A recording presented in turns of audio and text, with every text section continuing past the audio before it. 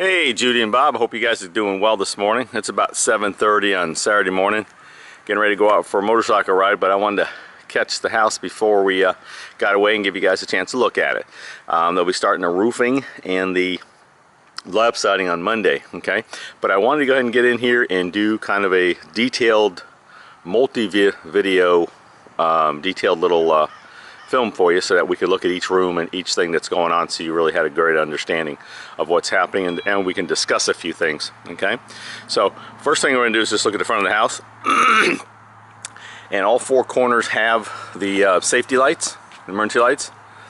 We also have the side light for the front door. That's all in, right? Okay, good. And that's pretty much it for the front of the house. But I'm going to go in the garage because we have some what appears to be discrepancies. I want you guys to, I always tell folks, you guys look it over, I look it over, come back together and make sure we're all on the same page, because God knows I'm not perfect, but I definitely try. All right, as we can see, we got the water softener loop area. Okay. Also, that's where the hot water heater is going to go. Utility sink. Then, of course, your garage door opener and light switch for the garage. Okay, so all that's pretty standard stuff there. Now, looking at the exterior wall of the garage, we have two receptacles.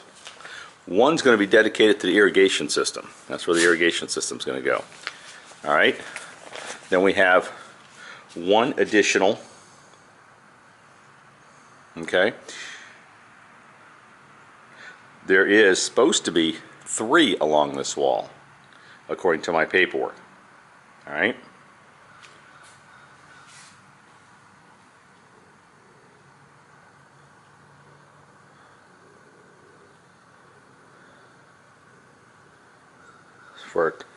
Okay, so we got one. We got one, what appears to be one extra. Okay, there's supposed to be 3 extras, so that means a total of 4 on that wall. Okay. Now, along the back wall of the garage, we actually have supposed to be 1 extra, and we have 2. There's one to the left of the panel and one to the right of the panel. Okay, and anytime you see this kind of markings on a drawing or a plan, or someone just scribbled it on the wall, that means receptacle. Okay, so there's one there to the left of the panel and one to the right of the panel. So we got an extra one there, it looks like. Not a big deal, just an extra receptacle. Okay. Now, coming over to the interior wall of the garage. Okay. The interior wall of the garage, my notes say 2. Okay. 2 interior wall inside garage. We have 3.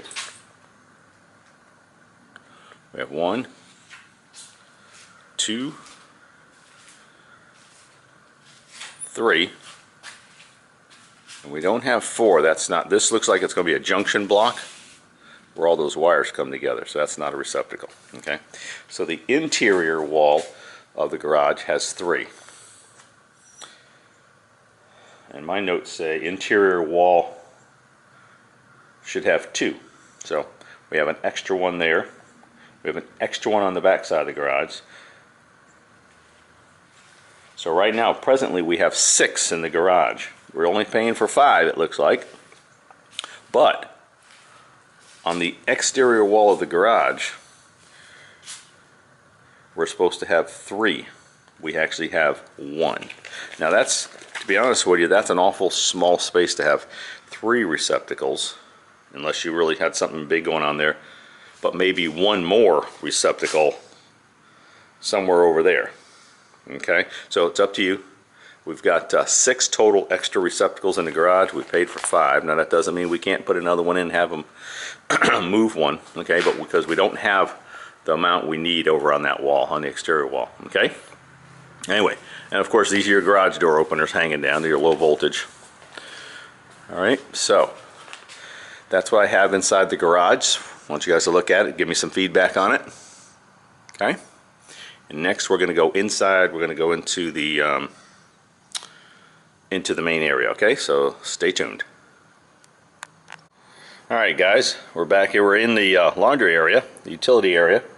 Pretty standard stuff here. We just have all of our normal stuff. Nothing crazy here. That's all the infrastructure that's going to be behind your walls for the drain, for the sink, for the water softener, all the inbound lines for everything that's going to be out there, water softener, hot water heater, sink, everything. That's what it looks like behind your wall. Okay? Of course, we got the infrastructure for the washer and dryer. Washer on the right, dryer on the left, with our 110s and our 220 lines coming in. 220, 110. Okay. Switch for our light. Okay, it's going to be a three-way switch. That switch, and you see this, it says S3. Switch three-way. Okay. Switch. And then, of course, your switch over there, S3 as well. Okay. And there's the light. No worries. Okay. So let's go through and get into our kitchen area. Again, nothing crazy here, nothing new. Just all the lights, all the can lights that are up top. We got 3 along that back counter, 2 kind of over the counter, and then 1 that they'll have on another switch, which is like a night light. You can use it as a night light. They'll usually put those on, that one on a separate switch. These 2 and these 3 will be on, so you'll have 5 on one switch, and then you'll have a separate switch for that. And then your 3 pendant lights, of course, will be on separate switches as well. Okay? So the kitchen appears to be appropriate. Not a big deal. Of course, our pantry area, we have a light up top, and that'll be switched. Nothing new, nothing crazy there. All right. All right, so let me set my paper. Actually, no, the only other thing I want to show you out here, let's go in here. Both secondary bathrooms, of course, have the metal tubs.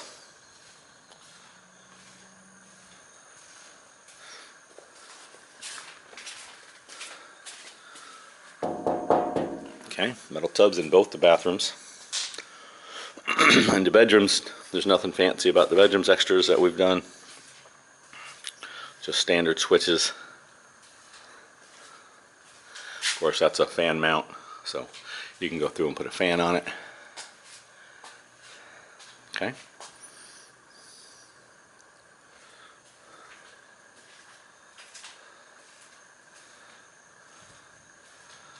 All right. While I'm out here, we do have the 4 cans. 1, 2, 3, 4. We have the 4 cans. Okay. And you got a can over the dining area, and also your floor receptacle. Okay? Very nice. Now before I shut down and go into the bedroom, master bedroom, I want to show you, this is your prep area for your TV.